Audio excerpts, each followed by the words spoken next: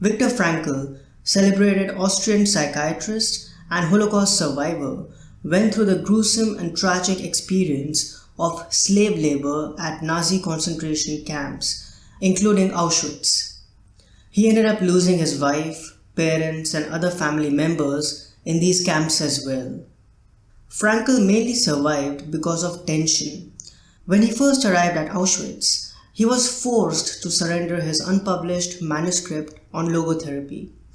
Over the course of his time in the 4 concentration camps in which he was held captive, Frankl realized that he badly wanted to rewrite this manuscript, and further that he wanted to write another manuscript to discuss human psychology within such camps.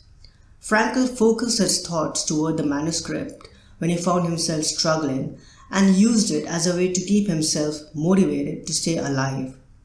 For instance, when one of his camps was infected with typhoid, Frankl wrote keywords from his manuscript on scraps of paper in order to keep his mind active and alert. In other words, his unfinished work is what kept him sane and inclined towards survival.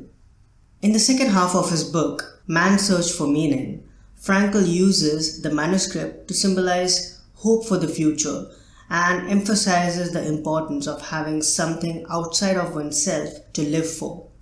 He explains the significance of tension in these words.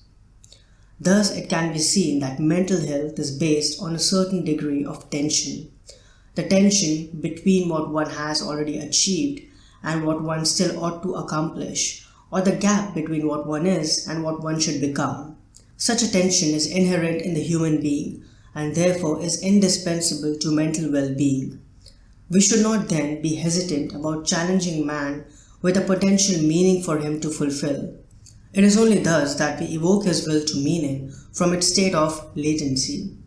I consider it a dangerous misconception of mental hygiene to assume that what man needs in the first place is equilibrium, or, as it is called in biology, homeostasis, that is, a tensionless state. What man actually needs is not a tensionless state, but rather the striving and struggling for a worthwhile goal, a freely chosen task.